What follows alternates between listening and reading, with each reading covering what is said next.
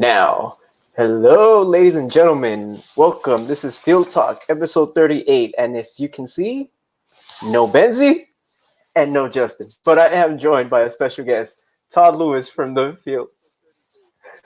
Hey, thanks so much, Sal, for having me on the podcast. I think I was telling you yesterday or whenever we were talking on Twitter and everything. I haven't been on a podcast since Bros Talking Soccer were doing their quick kick picks. And for anybody that's listening who knows of Brothers Talking Soccer, they were a soccer podcast of three brothers who would cover English Premier League, MLS, US soccer. I mean, anything soccer related and everything. And Dave would do quick kick picks and everything. And so I know a couple months I would win that competition. So he'd have me on the podcast. And it's been almost a year since I've been on a podcast. So it feels weird, but I'm happy to be on somebody else's and not having to produce my own. So thanks so much, Sal, for having me on. Now, thank you for coming on. I mean, I know it's such short notice. We were already planning this a while ahead of time because, of course, as you can see, the Philadelphia Union, we're going to host the LA Galaxy and we're going to preview the game and whatnot. But course, coronavirus and everything, MLS is not here, and really it's sad because it was the 25th anniversary of MLS, and both of us are big MLS fans and long history with MLS as far as the fandom goes. But what I wanted to ask you, Todd, is how did you get into MLS? That's a good question. So that's why I went upstairs to grab this real quick. So since we're live on YouTube and everything, I'll just go ahead and get it to show everybody. Yeah. So as you can see, I have a Union jersey on, but first jersey I had was David Beckham, LA Galaxy kit. I think this is what, the 08 kit? The 08, yep. Yeah, a long sleeve kit. Love long sleeve. Have long sleeve kit on right now. Too bad Adidas stopped making long sleeve, or they don't make as much as they did back then and everything. So I got into soccer in 2006. Watched the England versus Portugal game. Knew nothing about any of the teams, any of the players, nothing. But just so happened 4th of July, everybody was over, and World Cup was going on. So somebody said, let's put on the World Cup. So put on the World Cup, and the commentators just kept talking about Manchester United, all the players that played for England at the time that were playing for Manchester United. And I was like, well, Manchester United, I guess that's going to be my club team. And they just kept talking about England. So I was like, well, there's my national team right there. And if you're an England fan, or if you remember the 06 World Cup, yeah, England and penalty kicks, just not a good duo and everything. So England lost some penalty kicks to Portugal, and Cristiano Ronaldo scored the game-winning penalty kick and everything. So it's like, oh man, I'm a Manchester United fan, but a Manchester United player for Portugal beats England and everything. So I was like, oh well, I don't know how I should feel and everything, but I was like, I enjoyed what I watched and everything. So I knew David Beckham was playing for Real Madrid at the time, and I remember there was talks that he could go to MLS, but it wasn't guaranteed. And then of the summer of 2007, I think I want to say is when he joined the Galaxy and everything. And I remember, I think my family and I, we were coming back from the zoo in Baltimore or whatever. No, I'm not from Philadelphia. I'm from Maryland. And I guess we'll probably get into that a little bit later. But I remember the radio, just like people were freaking out, like David Beckham's coming to America. And I'm like, that's pretty big. And like I said, and just watching the 06 World Cup, remembering David Beckham, I'm like, man, I got to get this guy's jersey. Like, I don't know much about MLS, but David Beckham's coming to America, and like it was super hard to get a David Beckham jersey as soon as he came over here in Maryland. So then I had to wait till 2008 and got the kit that I showed you guys a little bit ago. And after watching MLS on and off in 2007, I was like, man, this is just not my cup of tea. This is not what I'm used to. Just coming off of that high of watching the World Cup in 06 and watching the Premier League and everything, I'm like, the quality is just not there. This is not what I'm looking for. So I gave up on MLS completely for 10 years. In 2017, I decided to pick MLS back up, see how much the league had changed for the better, for the worse. And as we all know, the league has definitely progressed really, really well and everything. And I was like,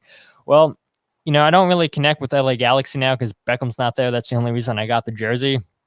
Did not want to be a DC United fan for the fact of going down to DC. Don't want to deal with that traffic and everything. And I was like, well, the next closest team's Philadelphia Union. Don't know much about them, but if I ever make it up to an MLS game, I'll drive up to Philadelphia, or Chester is where we play, and Well, there we go. That's how I became a fan of the Philadelphia Union. They were just closer driving wise as compared to going down to DC. So, really long story, which I probably could have saved everybody 3 minutes on. But hey, you guys got the story. So, I mean, how is that drive to DC? Is it just like yeah, it sucks, man. I mean, like technically, I live closer to DC than I do going up to Chester, but like the time it's going to take me, it takes me an hour to get up to Chester, and with traffic going down to DC, it probably would take me an hour and 30, an hour 45 minutes, just because you get on the 95, and then you get on the 295, which eventually leads you into the city of DC. And the closer you get to the city,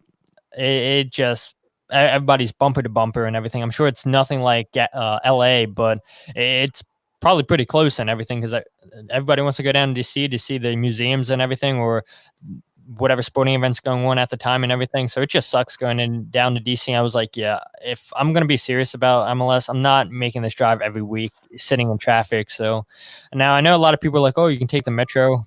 No, I'm not taking the metro either. I'd rather drive my car and everything. And again, that's how I became a fan of Philadelphia Union. yeah, I tell friends of mine who have become LAFC fans, for me to get to Banc of California, it takes more than an hour, and I'm closer to Banc of California than I am to Dignity Health Sports Park. But Dignity Health Sports Park takes me half an hour when it's 20 miles down, and the other one is about 8 miles up. So it's kind of weird how that works, but I would never switch sides just because of that. It's just Yeah, absolutely. And another thing I wanted to show too is after watching that World Cup and everything, I got um, FIFA '06 for the GameCube. Shout out to all you people that play GameCube and everything. So I remember playing as like LA Galaxy and seeing their hideous, sorry Sal, their hideous yellow jerseys and green, I think was meshed in there. I was like, man, this kid is like really, really hideous and everything. So I was happy when Beckham came and they rebranded the logo and they got new colors and everything. So I was like, good job, LA Galaxy. And I remember just like Hercules Gomez was on the team on FIFA '06. Todd Duvan, I think the center back, I believe he was on the team. left Landon back, yeah. up and coming guy and everything. So I was like, yeah, this is my squad and everything. Like I know all these players because of FIFA and everything. And then, like I said, after watching MLS in 2007, I was like, yeah, this isn't for me. Even though I fell in love with like all the players and everything playing FIFA. I knew all the players, and I'm like, yeah, I'll just stick to the Premier League and everything. And then here we are now. As you can see, you have the Philadelphia Yeah. on. So I mean, it's weird how in such a short time frame, MLS just the quality just improved overall. I remember watching MLS when it started in '96, and I was in middle school, impressed, but didn't really stick to it. Then in '99, and I've told the story before many times on another podcast, I fell in love with Arsenal, and that's because the Dreamcast was the sponsor for Arsenal at the time. So that really drew me into that. So going from Arsenal back to the Galaxy after '05, after that second championship, started noticing the difference. Beckham coming here, and just like you, the radio was going off. I remember being in college. Where was I? I think I was in the student lounge where we had all our food and everything. I was looking up something, and a friend told me, "Hey, Beckham's coming to the Galaxy." I kind of threw my chair away. Everybody looked at me like, "What's wrong with this guy?" And the first thing I did was went outside, called everyone, "Beckham's coming. We gotta go. We gotta go." Hard to get ticket in those first few years, but yeah, just incredible. And then Arsenal started having their downturn, and the Galaxy just took over for me after that. Yeah, absolutely. I mean, see, it's funny, I joke with Philadelphia Union fans because like last season was my first time going to a game and everything. So, like I said, 2017 was when I decided to pick it back up. So, 2019 is when I decided to go to Chester to check out a game, and went to every home game but three, I believe it was. And so I'm getting to learn more and more fans, getting to interview more and more fans on my podcast, which is really cool, just connecting with those guys and everything. And I joke with them. I'm like, yeah, I don't remember the early years and everything of the sadness for the Union and everything, but I guess I can relate to you guys now because ever since Sir Alex Ferguson retired from Manchester United, they went downhill. So it's like, I guess I can relate to your sadness with you guys now due to Manchester United not being what they once were. Yeah, I mean Justin here with the pod with our podcast, he's a big Manchester United fan. So anytime we bring up United, he tries to bring up the positives of it. You know, he calls Igalo the Nigerian R9. So he's very up on on getting him to the Ballon d'Or one day. So you know, kudos. But you guys in United have had your ups and downs. Yeah, absolutely. But I mean, I like before I became a Philadelphia Union podcast and everything, I used to do a Premier League, Champions League podcast, and I think that's probably where you know me from and everything before I switched everything. And I always believed Ole in, and I know a lot of United fans were like Ole out, and I still do believe he's the guy for the job because when Sir Alex Ferguson first got to United, things weren't. Oh well, we suck, but now we're all the way at the top. It was inconsistent and everything. Not saying Ole's Sir Alex Ferguson, but I mean, ever since Bruno Fernandez got there, you've seen what Manchester United can do in the attack and everything. Defensively, they've looked pretty good ever since Ole's been there and everything. And it's just been the creativity. And ever since Bruno's got there, they look like they have it and everything. And so I think, you bring in a couple pieces in the summer whenever soccer starts back up. I think United could again be fighting for the title and everything. So I'm not one of those people Ole out and everything. It definitely hasn't been the easiest and everything, but you can see them going in the right direction. Yeah, I have a lot of respect for United, and what I say about Ole is he's working with players from three previous managers. So he's got three managers ahead of him who built the squads, and you're seeing what they built, and now he has to build himself his own squad. And Bruno Fernandez is part of that squad that will be his. So Yeah. it's just giving him time, and it's the same thing I said with Arsenal. Arteta inherited a squad that Arsene set up. Bless Arsene, but he stayed a little too long, and now both squads are gonna have their come ups one day.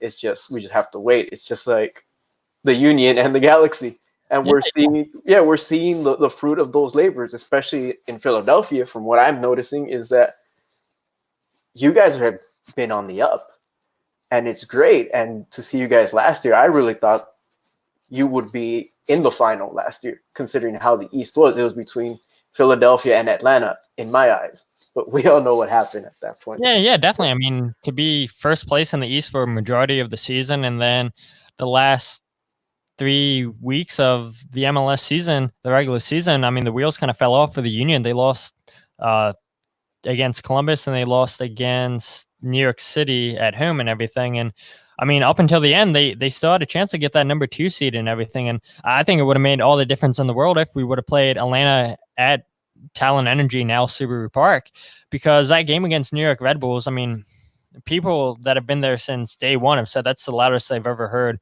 Subaru Park. And I believe, those special moments when the fans are behind and everything. And for you guys that might not have watched that game, I mean, for 110 minutes, because that game went into extra time, it was downpouring that whole game and everything, just downpouring rain and everything. And the fans stuck it out. We all came out and everything, cheered on the boys in blue. And I believe that did push them even farther to, take that game into extra time to eventually win the game and everything. And I believe if we would have been at home against Atlanta, we would have got the victory and everything. And we had our moments against Atlanta down in Atlanta.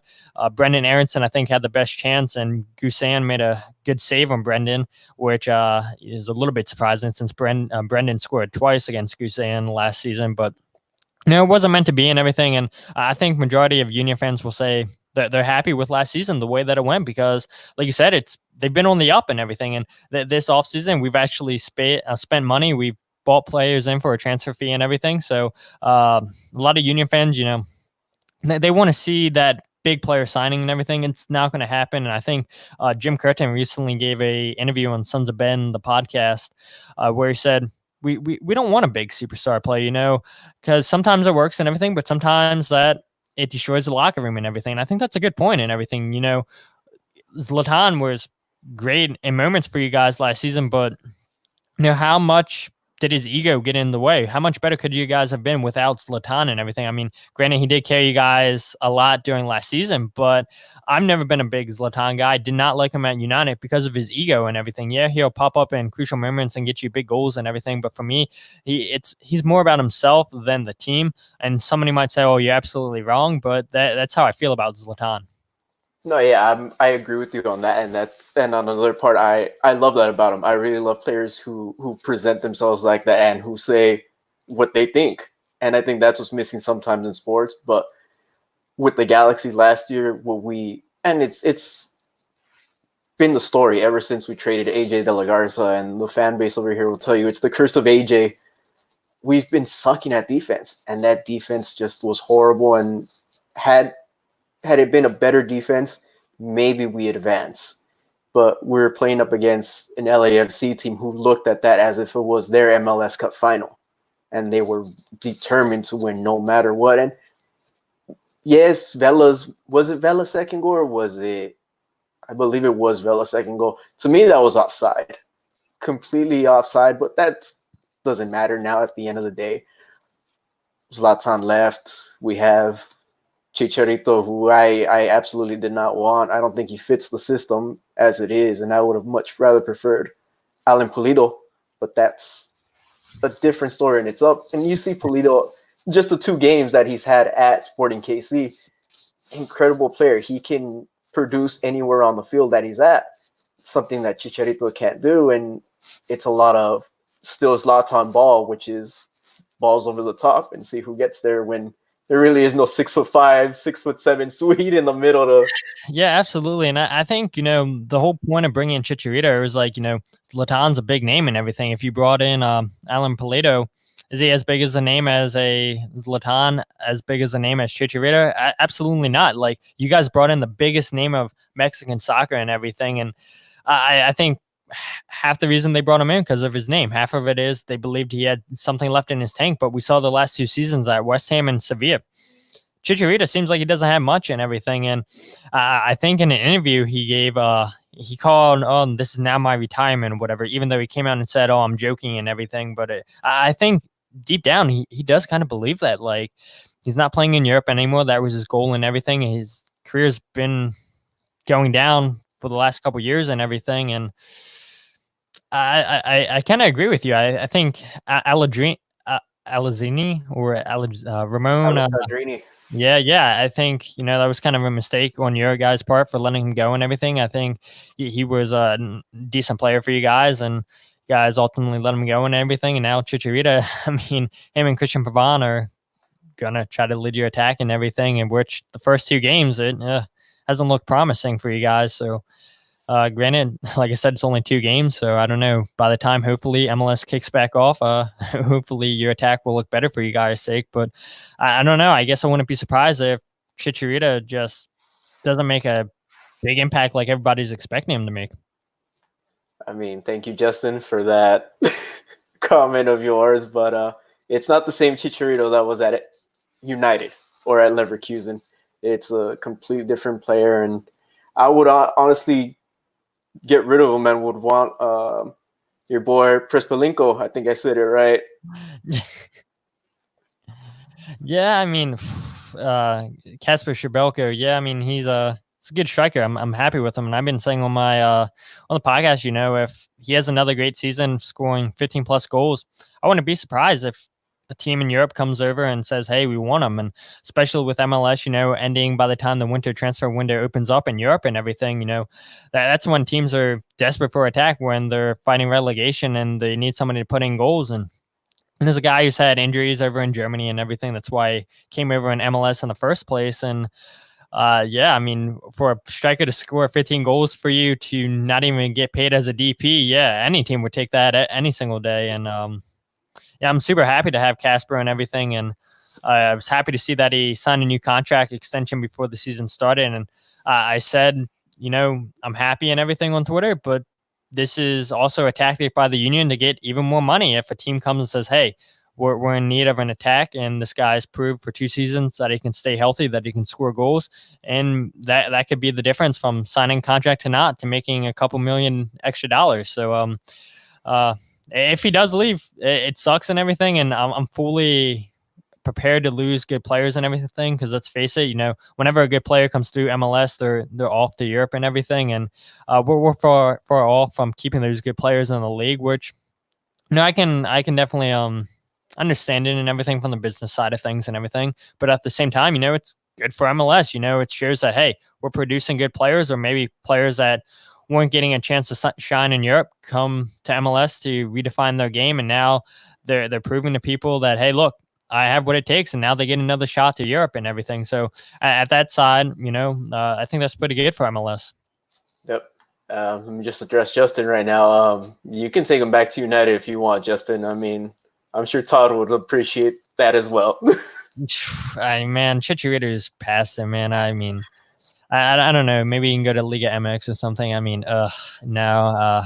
And even thinking about it, honestly, Chicharito, he scored crucial goals for United, especially against Chelsea. He loves scoring against Chelsea. But looking at his stats, he wasn't as creative as a player as maybe us fans made him out to be. Yeah, he scored crucial goals and at the right times and everything. But was he as good as of a player as we made him out to be?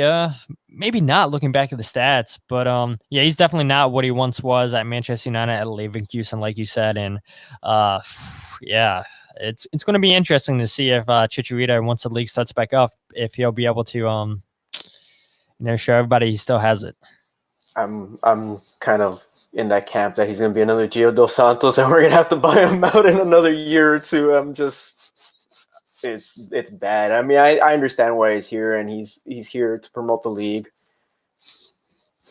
I mean, some of the decisions up top. I mean, sometimes I wish we had that small club mentality and brought in players to really make that happy locker room, really to build within itself. But we're still looking at it as though the Galaxy is MLS 2.0 type way, where we need the stars, and yeah. The reality is you don't need that many stars. You need one. You need one maybe, but at that, you can go elsewhere to find stars now, in my opinion. Yeah, absolutely. And that's why I kind of, respect what Atlanta are doing and everything. They go to South America and sign some of these young South American players and everything. I know Joseph Martinez wasn't a young South American, because I believe he was playing over in Italy at the time they signed him and everything. But you see Miguel Almiron, you see Pity Martinez, who last season didn't look like the Argentina player of the year. And this season, he looked good in preseason. He looked good in the CONCACAF Champions League. And maybe there's a player that's turning the page for his Atlanta United career. And Blanco is another one too. So, I mean, they do it right. They scout the South Americans and everything. And this is something that, I want, that other Philadelphia Union fans want, is the Union to go down to South America and scout these players a little bit. I know we signed El Brujo this season, a center defensive midfielder from Venezuela. Man, that guy played a hell of a game against LAFC, all bloody and everything. I mean, He really put in a shift, and that's not your typical player you think of. I mean, he was 25 coming out of Venezuela when teams sign these young guys. They're 19, 20 years old coming out of South America and everything. And that's great and everything. And a lot of us Union fans want to see that, but I forget who said it in the front office for the Union. They said, yeah, that's not our mindset right now, because at the end of the day, those players are going to cost us $4, $5, $6+ million, and we're not comfortable paying that yet. So I think eventually, if Ernst Tanner, our sporting director, keeps hitting on his signings, which he has, and I'd argue the only one that he hasn't hit on yet is Marco Fabian. And yeah, he gave us that game-winning goal against New York Red Bulls.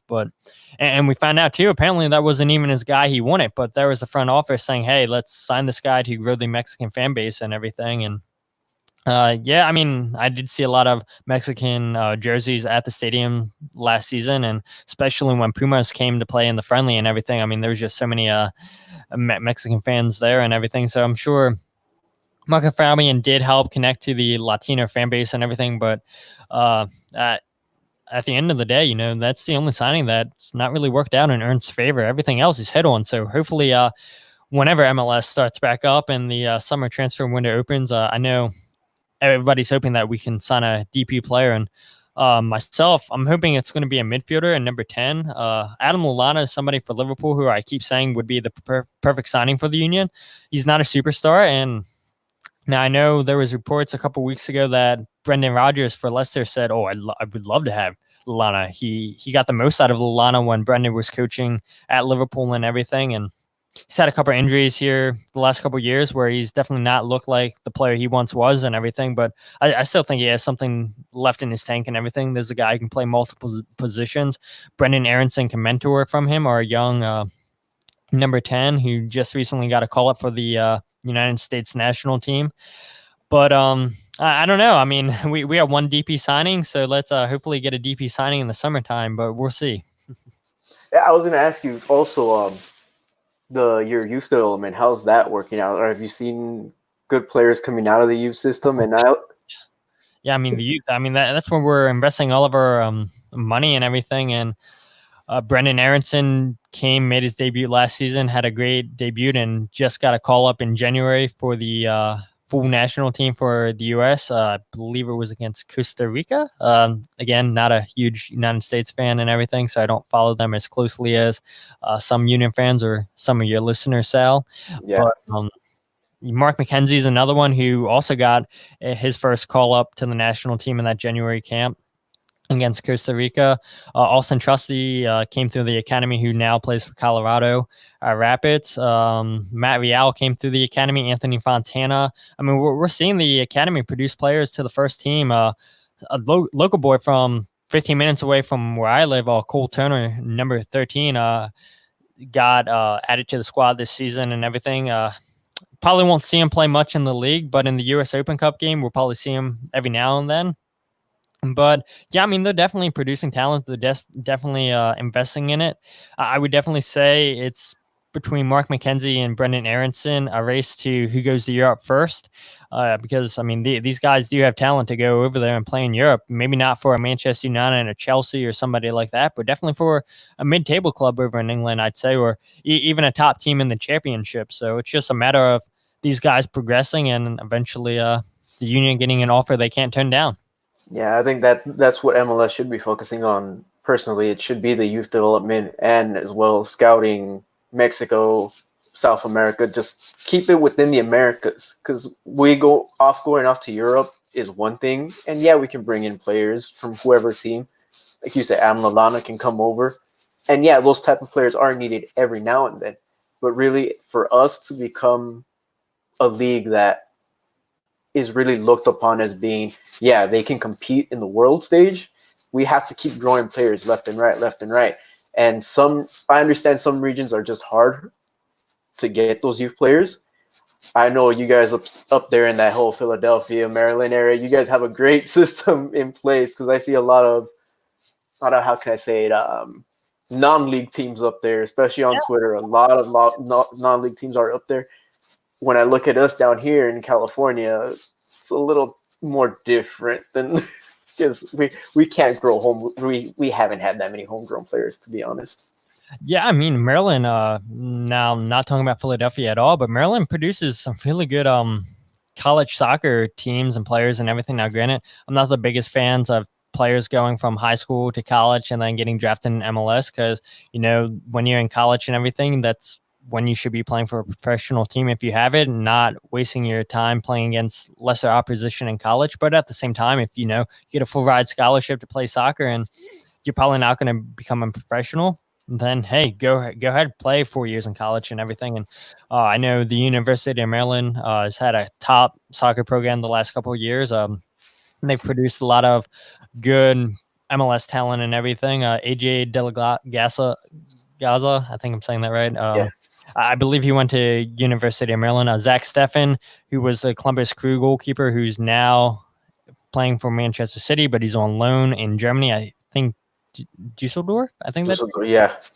um, and there's so many more players that I'm blanking on and everything, but yeah, they produce a lot of players that are playing in the MLS or have played in MLS, and just doing my recent game share for Philadelphia Union fans and everything, just learning about the older history, researching these guys and everything. Yeah, I didn't realize how many guys played for local Maryland schools that eventually went on to play for Philadelphia Union. So it's a really good system we have in place here in Maryland. Yeah, it's just incredible to see what you guys can do, and I mean, I root for you guys. Besides, I always keep one team in the East Coast that I root for, Miami, of course, because the boys here are Miami guys. But something about Philadelphia, it's always been a city that I feel it's like LA where you guys have the Sixers, the Flyers. Who am I missing? Who am I? The Phillies, Phillies, and yeah. yep, and you guys are just die-hard fans. You guys stick with your teams and you ride and die with them. And the same way I feel with LA fans who take away the whole plastic and Hollywood, but those fans who are diehard, they will ride with the Lakers, they will ride with the Dodgers, they'll ride with the Kings, and it's just I see it as that brotherhood, but I also understand the rivalry between LA and Philadelphia, which adds another layer to this whole thing where I'm like, I wanted to see this game happen. I really did.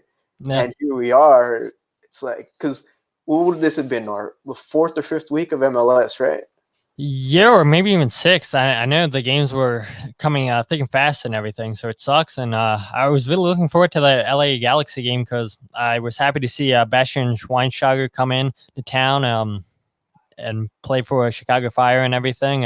Ex Manchester United player, even though people don't like to talk about that, but I still got his United jersey because it was the first ever German player to ever play for United. So I was like, what better German player than Bastian Schweinsteiger to come there? I don't care if he doesn't have anything left in his tank. I mean, that's a statement to make. I mean, Schweinsteiger, you can make an argument that he's in the top five greatest German players ever. And unfortunately, it didn't work out at Manchester United for him and everything, but it was still cool to see him up close in person and everything in Philadelphia. It sucks seeing him play as a center back and everything because I want to see him play as a midfielder, but when you're 34, 35 years old and your legs don't have it anymore, then you're not going to be playing in the midfield. So did a good enough job playing as a center back and everything, I thought, but it was cool to see him or see Nani for Orlando City. I love seeing Nani, even though he got an assist and we end up tying that game against Orlando 2-2 thanks to Casper scoring in the 90th minute to get us all leveled up.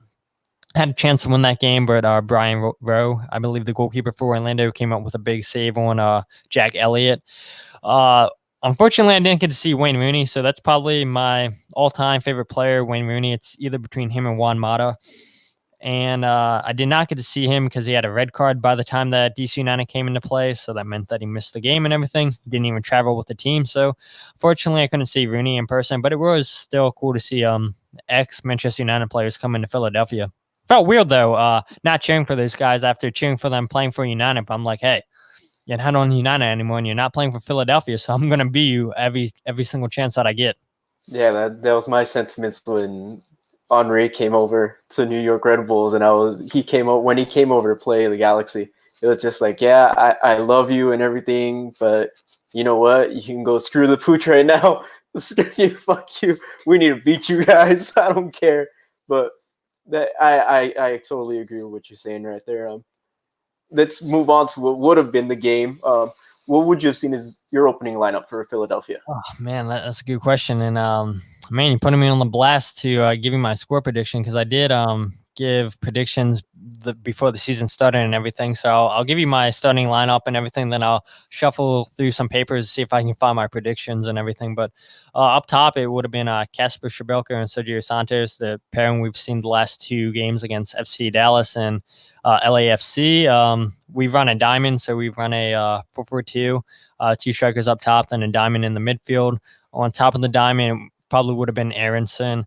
To the left of the diamond would have been Jumiro Montero, who was our biggest signing. We had him on loan last season from FC Metz. The Union played close to $2 million to make that deal permanent, which nobody thought that the Union were going to pay that money, but they did. So thank you so much, Jay Sugarman, for actually spending some money.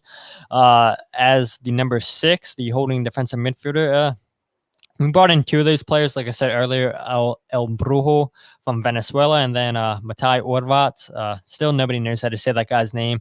A young 21-year-old Slovakian center defensive midfielder / center back. We got him from the Slovakian league.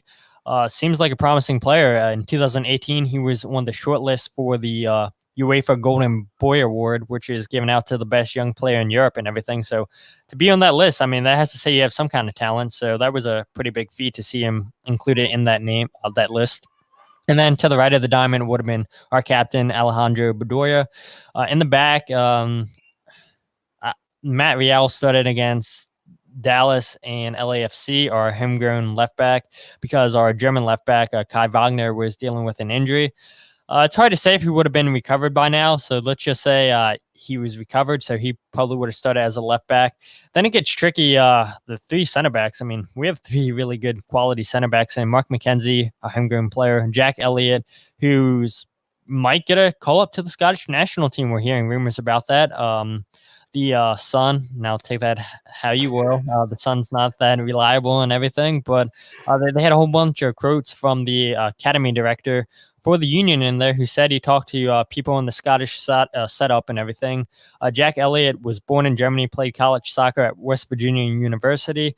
He was a fourth-round pick in the Super Draft for us a couple years ago, and he's able to play for England or Scotland due to I think his parents being from Scotland.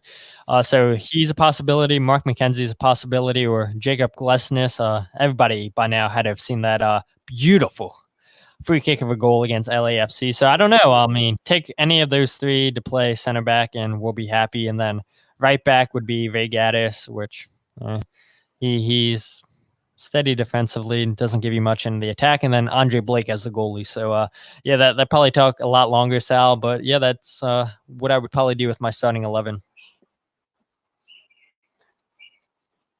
Yeah, that goal. I came on this show when we had our second week of MLS talk, and I said that should have been goal of the week. I mean, that was just a beautiful kick versus LAFC that just made me go, "Ooh, hold on, let me just replay this goal over and over again for a quick minute." But I'll give mine. So in the back we would have had David Bigham as always.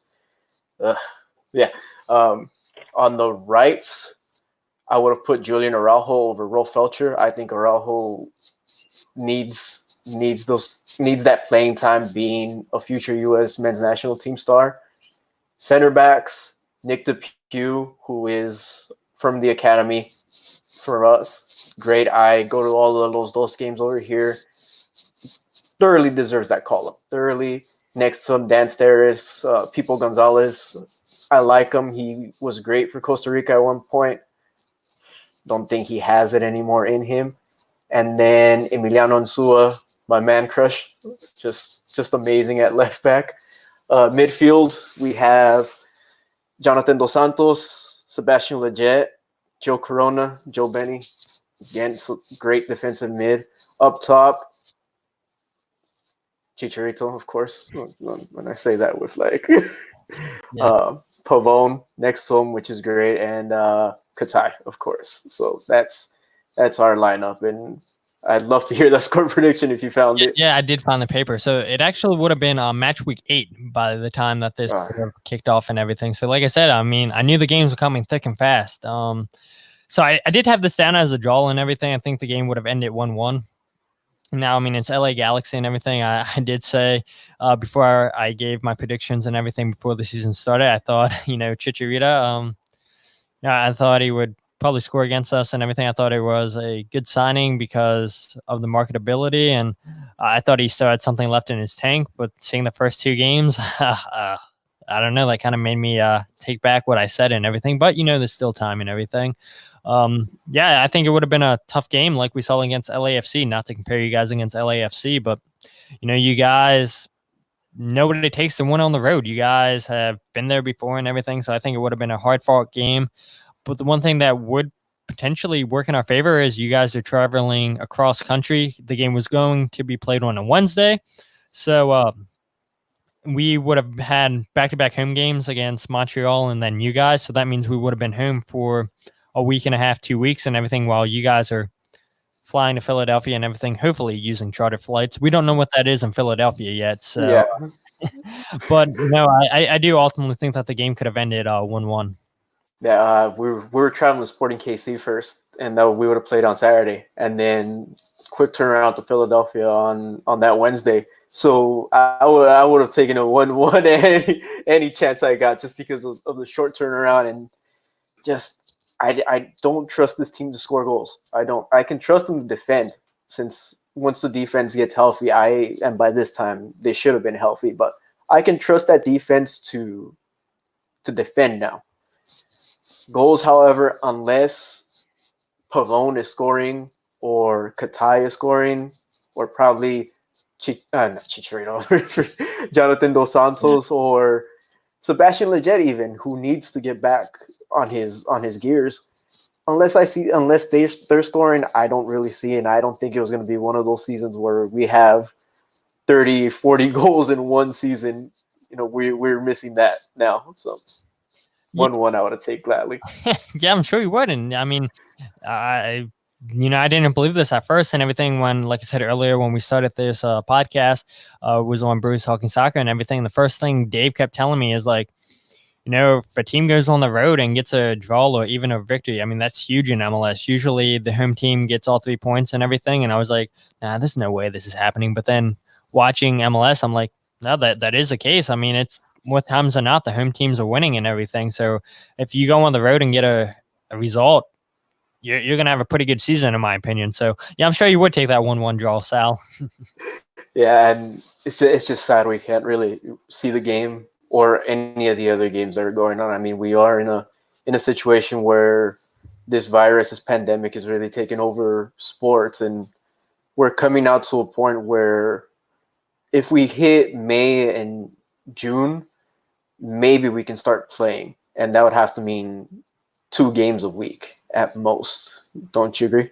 Oh, yeah, absolutely. I think again, going back to Sons of Ben, the pod, of which Sons of Ben's the supporters group for the Philadelphia Union. For all you people who don't know what that is or anything, they had Jim Curtin on the podcast, on the latest podcast, and he's like, "Yeah, I mean, prepare to have games go Wednesday, Saturday, Wednesday, Saturday." So yeah, absolutely, 2 home games, not 2 home games, just 2 games a week and everything. And I know the rumor I heard, I forget where I saw it is, the Eastern teams would play the Eastern teams, the Western teams would play the Western, but I'm not really sure how that would work out because the Union have already played against 2 Western teams and everything. So it's like, what do you do about those results? I don't know. I mean, I've been saying the last couple episodes, I do think that MLS is going to resume. I think we'll see soccer resume and other sporting leagues resume. It's just a question of when. If this thing goes into the middle of July, and especially if we're pushing August, there's no way MLS is coming back because you're not going to force MLS to be played in December and January. Now you're messing up next season as well. And you got to look at the East Coast or the Midwest and everything where December, January, they get hit hard with snow and everything. And you're not going to force teams to travel out in hazardous conditions. You're not going to force teams to play in just freezing, temperatures they're playing. But if it's snow covered and everything, they're not going to play in it and everything. I know a few years ago, what was it? The United States national team was playing, I think. The snow game in who I was think it? it I think was 2011. I think it was. yeah, that Yeah, was versus Costa Rica. Yeah, that was a wild game. I love watching it and everything, but I'm sure the players hated playing in that and everything because I mean, now you're talking risk of injury and everything. One slit, one turn that you don't make and everything in the snow and everything, and that can cost a player millions of dollars and everything. So, I mean, this goes yeah, until July, August. It's not going to come back until next season, unfortunately. yeah. I mean, we saw it last year. Also, Colorado played 1 game in the snow, and that was another crazy game. And I think that was in March as well. So you're seeing the conditions at that point. And no, I don't think our players should risk themselves for it. As much as I would want soccer to come back, yeah, if we hit the middle of July, it's a possibility that we might. But anything farther than that, it's just let's just reset and we'll come back again later. Yeah, I think the one thing we can all agree on, though, is the U.S. Open Cup. It is not being played this season at all. The league is going to take priority over that. And honestly, I wouldn't even be surprised if the CONCACAF Champions League got canceled, too. I mean, it's just they got to get these league games in. So any other tournament, it's just not going to happen. And I know I said earlier, oh, we'll see Cole Turner playing the U.S. Open Cup games. Now thinking about it, there's going to be no U.S. Open Cup games if this thing keeps going on any later than what it's already going on as, which I think best case scenario, we'll see MLS start back the first week of June, second week of June. But again, I'm not a doctor and you're not a doctor. I don't think so. None of us can predict any of this. So that's what I'm hoping is the best case scenario, that this all gets better and we can be playing soccer the first week of June, the second week of June. Yeah, I mean it's all like you said, Todd. We hope the best for everything to those out there. If they do listen, we thank you guys, especially if you're health worker in the grocery business, those essential employees that are out there working your asses off. So, are you an essential employee, Todd? Somehow, yes. Somehow. Yeah, I'm not. I've been stuck here, and I thank you guys who are delivering my groceries every 2 weeks. I mean, I am very thankful for that. But I look at Germany. I mean, aren't there the Bundesliga? I think has a plan to start in May, and I'm just like, And then you saw Bayern Munich, a couple players training and everything. And I don't know if you saw this a couple days ago. Who was it?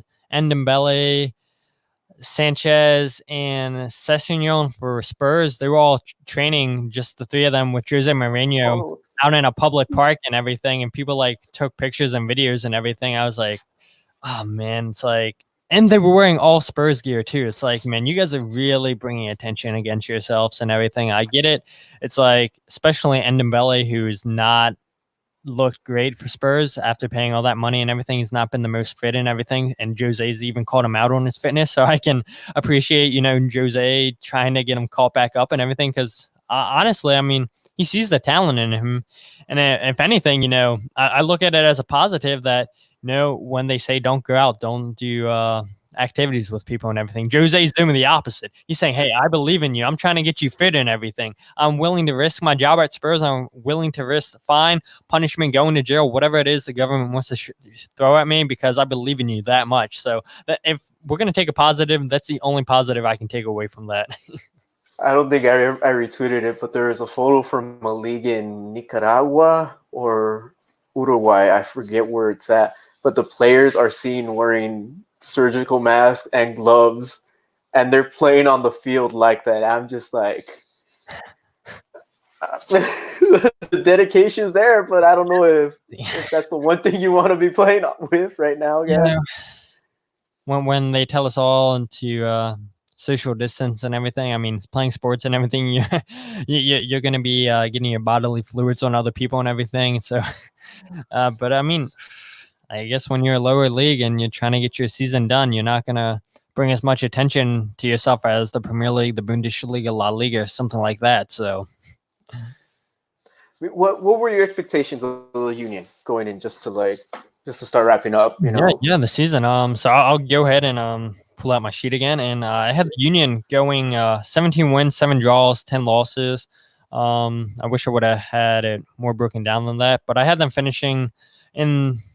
I'm trying to think what I did in my prediction. I think I actually had them finishing second in the East and everything. I mean, didn't lose anything at all. I mean, yeah, we lost Harris Mendunian, our defensive midfielder, who is a defensive liability for us. I mean, he plays great balls into the box and everything, but we wanted somebody more defensive at that number 6 position, which Harris does not give us. Losing Austin Trusty, I could live with that. Losing Fafa Pico to FC Dallas, his pace and everything, his hustle back on defense, I love that about him, but he doesn't fit the system. Like I said earlier, we run a 4-4-2. And just bringing in just Jacob Glesnes, saw that beautiful free kick. I will never forget about that. I will never stop talking about that. I mean, that's goal of the year. And hopefully, MLS can still give him that goal if they do cancel the season or something. I mean, they haven't even given him goal of the week yet. What are you guys doing? Like, they haven't even done goal. So, like, as soon as the league stopped, like, yeah, we're not even gonna have you guys vote on who scored goal of the week. Just stop, MLS. We know who scored the goal of the week. Don't kid yourself. I know Carlos Vela's goal was up there, but a 40-yard knuckleball from a defender, like, get out of here. Yeah, Vela's free kick was nice and everything. I think the wall could have been a little bit better and everything, but a center back scoring a 40-yard knuckleball screamer, like, you never see that. So come on, MLS, like, just give them the goal of the week. Just I don't care when the season starts back up. Nobody's scoring a better goal than that. And yeah, I was just happy with the additions and everything. And like I said, we didn't lose anything. I think we could have been a team finishing first or second. I mean, definitely in the top 4 and everything. And I had us winning our first playoff game again. I had us winning, I think, the second home game, and then going to the final of the Eastern Conference final. I had us losing that game because I said we would be the number 2 seed, and so I think I had New York City winning, and we never do good in New York City. I mean, we don't even do good against New York City in general. And granted, I don't think a lot of teams do good playing against a team on a baseball stadium and everything. I mean, what a great advantage that is playing on such a small pitch and Such a everything. small pit, yeah. But yeah, I mean, I think they would have built on what they did last season, got back in the playoffs, got 2 playoff wins instead of 1 like they did last season. But who knows now? Hopefully, the season kicks back up and I can look like a genius with my predictions. But I guess we won't know since the season's postponed as of right now. Yeah, I had the Galaxy going up to the Western Conference and losing, so that would have been my prediction. But looking Yeah, at the team, second, yeah, if you care. So I mean, I had us in third or fourth. That's how low I had us, and that's just looking at it from a realistic point of view, not to be the fan that I am, but looking at how the team was. We lost Alessandrini, like you said. That was a big part of the squad, and I hope he's doing well in China and he's I not didn't even know he went. hasn't contracted. Wow. He's posted on Instagram that he's in China. He's gonna sign with the team out there, and I'm just like, So he's getting paid. Or actually, I think they stopped doing that in China now, where they can't get as paid as much money as they were and everything. So those big paydays are coming to an end. I think I read that a couple weeks ago or something. But no, yeah, you're right on that one. So Gareth Bale to China is not gonna happen anymore. It's anyone who cares on that one, but I'm sure there's a team in MLS that would take Gareth Bale. oh yeah, absolutely. Yeah, some I mean, team out there. Yeah, I mean, if you have a couple good golf courses around, then Gareth Bale is going to be just fine. So exactly. But yeah, thank you, Todd, for joining us. I mean, we've been at this for about almost an hour, and it's yeah. been a great conversation. We got our MLS talk in, and before you go, so thoughts on LAFC? Oh, LAFC. So I had Jerry Jimenez, who runs the Heart of LAFC podcast, on to preview that game and everything. I had us losing that game, and so did he and everything. I mean, we both had us getting blown out. And Jerry, any LAFC fans out there? Yeah, that was a great game, 3-3 and everything. I think look, they're a good team. I'm not gonna front and say they're not a good team. I don't like Bob Bradley though. I don't like Carlos Vela and everything, but I don't like their team, but I'm not going to say they're a bad team and everything just because I don't like them. I think they're a really good team and everything. And when you have millionaires, some billionaire owners and everything investing so much money, of course you're going to have a good team and everything, right? And so maybe the way they went about it and everything, Chivas 2.0 and everything, where Chivas were the laughing stock of MLS and everything, and now they just LAFC become this powerhouse in MLS, which they've yet to make it to a final yet. So are they really that big of a powerhouse? I don't know. But Fox Soccer seems to think so since they're always riding on LAFC.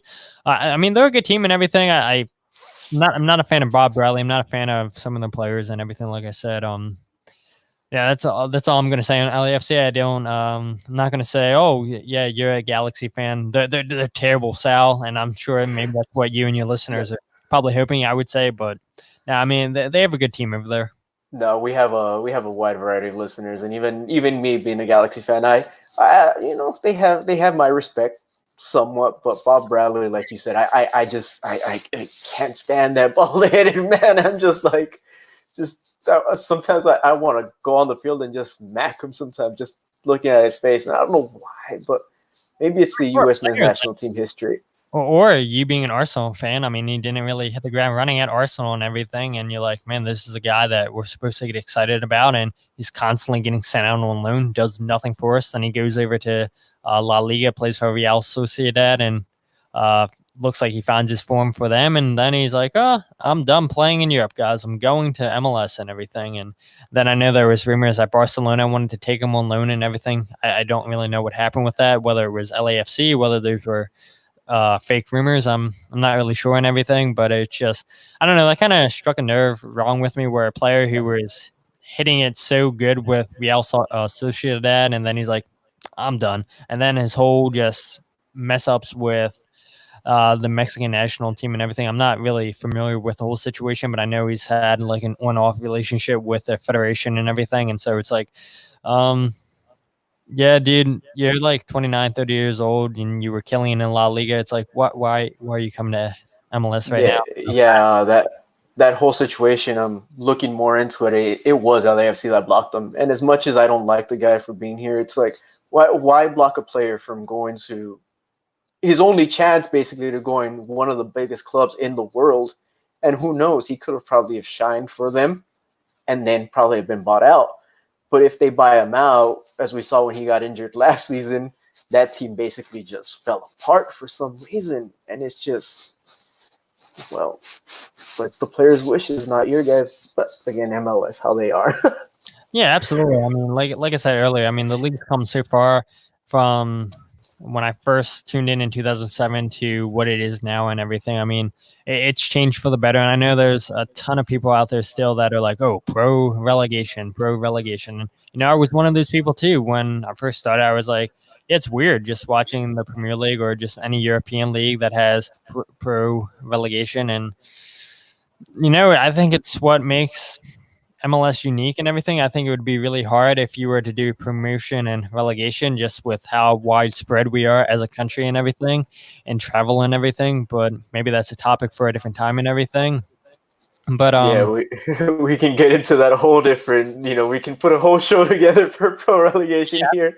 but I mean the league's definitely taking great strides to get better, like I said, from 2007 to what it is now. And I'm super excited to see, the next 10 years and everything. And I've been asked this, well, what if, Maryland gets a team in 10 years? Are you going to be with Maryland? And I'm like, it's not my team. I'm not going to jump ship and everything. Once I choose a team, that's my team through the thick and thin, through the good and the bad and everything. I'm going to live and die with that team. And, like we say in Philadelphia, no one likes us. No one likes us. We don't care. So, Yeah, I mean, I look at Mario and Justin. They've had no team in Miami. Mario was rooting for the Sounders, and that just as a team to root for here in MLS. But now that they have Miami, I think for them it's stinging just yeah, it that much makes sense. I more. mean, Yeah, to have a team all the way on the West Coast and everything, you live in Miami and everything. I mean, it makes total sense to be a Miami fan. But where somebody like me, like I said, take that hour drive up to Philadelphia, yeah, it's not bad at all. Now, granted, if Maryland got a team, maybe it would be like a 25, 30-minute drive, a lot closer, but an hour drive is not that bad at all. So, yeah. Now we both can agree Miami sucks, right? yeah, right. Even though Beckham owns them. So, So we're hitting the 1 hour mark. Thank you, Todd, for joining us yeah. again. Let everyone know where they can find you. Yeah, absolutely. I mean, you can find the podcast on Twitter, Facebook, Instagram. Those are the three main that I use. Twitter is what I'm most active on. Just search at Free Kick Pod. Super simple. You can find the podcast on wherever you get podcasts by searching The Free Kick, or if that doesn't come up, I've been telling people to type in The Free Kick and then my name, Todd Lewis. Also, check out our website, which there isn't much on it, but we do have a website. Just type in thefreekickpodcast.com and you'll learn a little bit more about myself, about how I got into soccer, learn about the podcast and all that jazz. And I've been doing the podcast covering Philadelphia Union ever since late November of 2019. I've been podcasting since 2018, where I used to have a co-host, Tyler. We would cover the Premier League and Champions League and everything. But then eventually, work just got too busy for me. Tyler moved away, and I was like, I still want a podcast and everything. I mean, spent a heck of a lot of money on all the equipment I have. I was like, I don't want it just to sit here and collect dust and everything. And I was like, well, I'm going up to Philadelphia every week. Why not do a podcast, even though there's like 6 or 7 everything? And people seem to really enjoy it and everything. So I appreciate all the people out there that are listening. And yeah, I know a lot of your listeners might not be Philadelphia Union fans, but hey, come check it out. I mean, if MLS doesn't start, who knows what I'm going to talk about now? But I don't know. Maybe I'll just talk about soccer in general and have maybe some of your listeners come on. I don't know. But thanks so much, Sal, for having me on. Had a blast, and we'll have to do this again sometime. Yeah, well, hopefully we get to do it a lot sooner, more than later. Again, this is Field Talk. I'm going to take over for Justin right now. And again, you can find us at Field Talk Pod on Twitter. You can find us on Instagram as well. I am Sal Talk Soccer. Todd Lewis, thank you for joining us. Until then, wherever you are, good morning, good afternoon, good evening. I hope you're having a great day. So long, everybody.